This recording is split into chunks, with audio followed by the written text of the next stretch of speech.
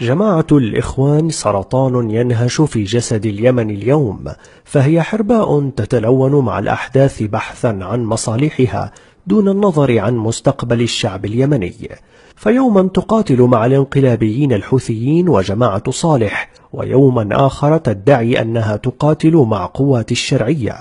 قد تخدع الناس بعض الوقت، ولكن لا يمكن أن تخدعهم طوال الوقت. فقد كشفت مصادر بالجيش اليمني عن العثور على جثث من عناصر بهويات تربطهم بجماعة الإخوان الإرهابية قتلوا أثناء القتال في صفوف الحوثيين.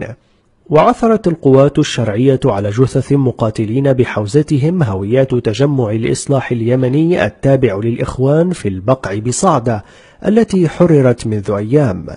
إن الإخوان في اليمن يلعبون على ضعف ذاكرة البعض، ولكن التاريخ والشعوب لا ترحم المخادع والكاذب والخائن. فهل يمكن أن تسقط من تاريخ اليمن كيف سقطت المواقع العسكرية التي كان يسيطر عليها قادة من الإخوان بأيدي الانقلابيين في 2014 دون قتال، وخاصة في محافظة عمران شمال البلاد؟ وهل يمكن إغفال حقيقة تآمر قيادات حزب الإصلاح مع الحوثيين وقوات صالح لتقويض انتصارات التحالف العربي وزعزعة الأوضاع الأمنية في المناطق المحررة طوال عام 2016؟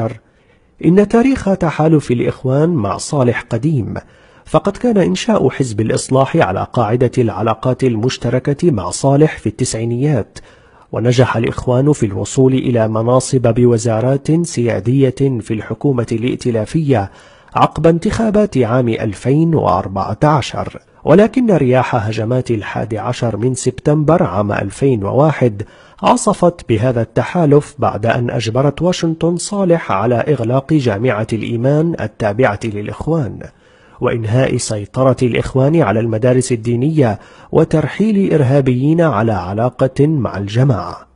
واستغل حزب الإصلاح موقعه ضمن المعارضة حتى بدأت رياح الربيع العربي تعصف باليمن، فانتظر الإخوان حتى يروا لمن تكون الغلبة في الشارع، لصالح أم للشعب. وحين أدركوا أن الثورة قوية وأنها قد تطيح بصالح ركبوا الموج وادعوا أنهم من فجروا الثورة. وبعد المبادرة الخليجية وخروج صالح من الحكم، انقض الإخوان على زمام السلطة في اليمن ورسخوا مكانتهم من خلال تجنيد الآلاف من عناصرهم في أركان الدولة وفرض أنفسهم بوضع اليد كقوة على الأرض. ورغم قوتهم العسكرية، إلا أنهم لم يحركوا ساكنا حين بدأ الانقلاب الحوثي المشترك مع صالح، حتى أن اللواء 310 وهو لواء عسكري قوي معظم قادته وعناصره من حزب الإصلاح سقط بيد الانقلابيين من دون قتال فعلي، وفر قادة اللواء من المعركة. وخسر الإخوان معركة عمران في مطلع يوليو عام 2014 حين توعدوا بأن لديهم 40,000 من المقاتلين الذين قالوا إنهم سينطلقون لقتال الحوثيين، لكن سرعان ما اختفوا ليتفاجأ اليمنيون بأن مدنهم تسقط بيد الميليشيات الحوثية القادمة من ميران دون أي قتال. وبعد هروبهم من عمران اتهم الإخوان الرئيس اليمني عبد رب منصور هادي ليعلنوا أنهم لن يقاتلوا نيابة عنه أو عن الحكومة الشرعية في وجه الانقلابيين.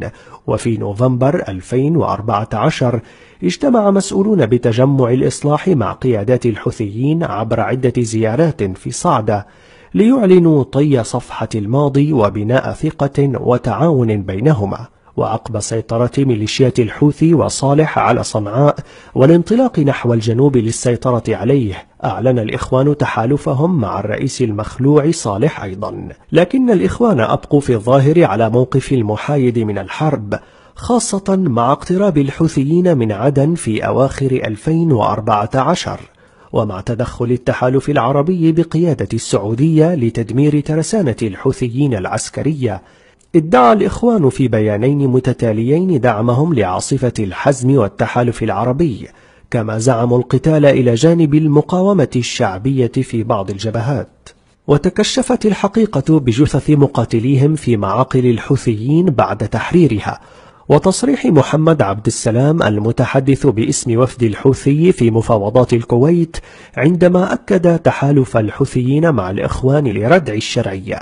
إن تنظيم الإخوان اعتاد التسلق على دماء الآخر وتضحية الآخرين للوصول إلى السلطة، ومن الواضح للعيان أن قتال الإخوان وعناصر الإصلاح في صفوف الحوثيين بمثابة جزء صغير من مؤامرة كبيرة يديرها التنظيم الدولي للجماعة الإرهابية من أجل الصعود للسلطة على جثث اليمنيين بالقتال تارة مع الحوثيين وتارة بإعلان التضامن مع الحكومة الشرعية.